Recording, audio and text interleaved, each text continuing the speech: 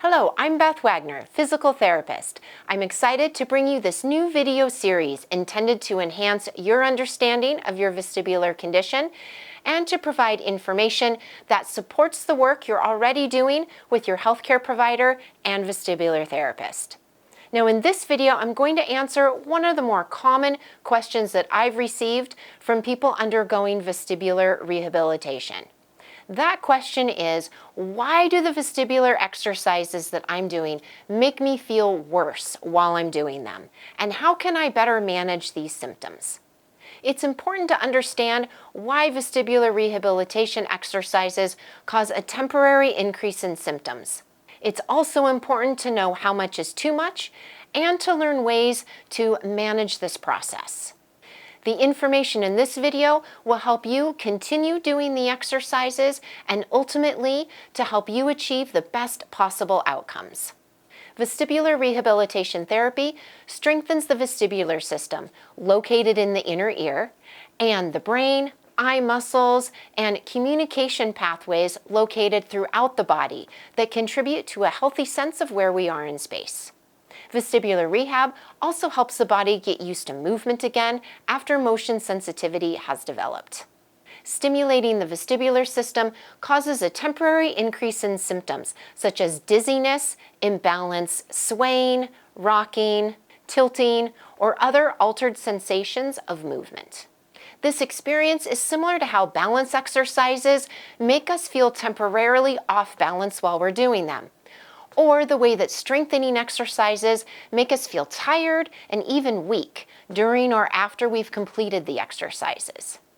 If we're exercising at a level that is challenging enough to make a difference, we're more than likely going to feel symptoms associated with stimulating or working that part of the body. But just as with any other exercise program, more is not always better, and we can cause harm by overdoing it or pushing too hard. So the next question is, how much is too much? If you're already working with a physical therapist, be sure to tell him or her what you're feeling and ask for their help in adjusting your program. Here are a couple guidelines for optimal recovery with a reasonable amount of discomfort. The first one is the 20-minute guideline. Any increase in symptoms that you feel while you're doing the exercises should dissipate within 20 minutes of completing the exercises. You may still feel your baseline symptom level, but the increase due to the exercises should resolve within 20 minutes. If your symptoms last longer than 20 minutes, it's very important to decrease the intensity of your exercises. Now, here are a couple ways you can do that. Try taking more breaks between exercises so that your symptoms start to decrease before you begin the next exercise.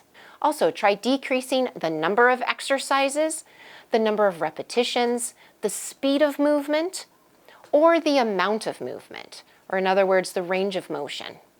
So try varying these parameters until you're able to recover within 20 minutes. Once you've found an intensity level that is challenging enough for you to feel some increase in symptoms, but you're able to recover within 20 minutes, stay at that level for a few days and then gradually increase the repetitions, number of exercises, speed, or range of motion. One increase at a time, day by day, week by week, as tolerated. The next guideline is to rate your dizziness, or whatever symptoms you're having, on a scale of 0 to 10, 0 being no symptoms at all, 10 being the most severe. Now, with that number in mind, before you start the exercises, consider how high you are willing to let your symptoms get. For example, if your baseline dizziness is at a 5, so right in the middle of the range, and say you're willing to let your dizziness increase to a 7 while you're doing the exercises, just make note of that, jot it down somewhere to remind yourself as you're doing the exercises what your maximum level is. Then, as you're going through the exercises, if you feel your dizziness rise up to a 7, simply stop. Take a break. Whether the rest break is a few seconds, a few minutes, or even the rest of the day, that's all fine. Give yourself that break to return to your baseline before you continue the exercises. With time and practice, the process of resting, recovering, and continuing the exercises without feeling overwhelmed will help you be able to tolerate them better and ultimately achieve the best possible outcomes.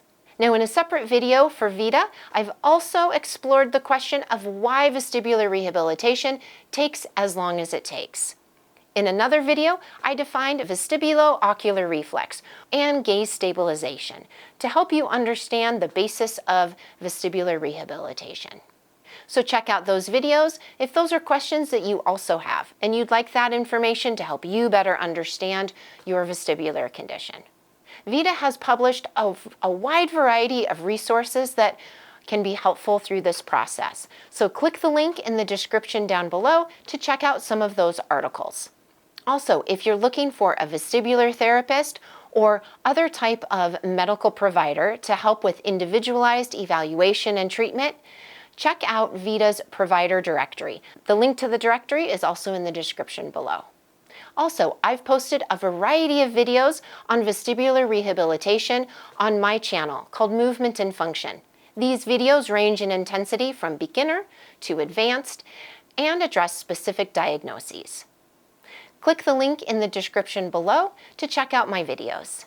I hope you found this video helpful for managing your vestibular condition and to help you perform your vestibular exercises to the best of your ability.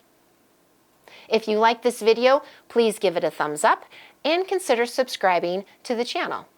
Here's to your healing, health, and happiness. Have a fantastic day.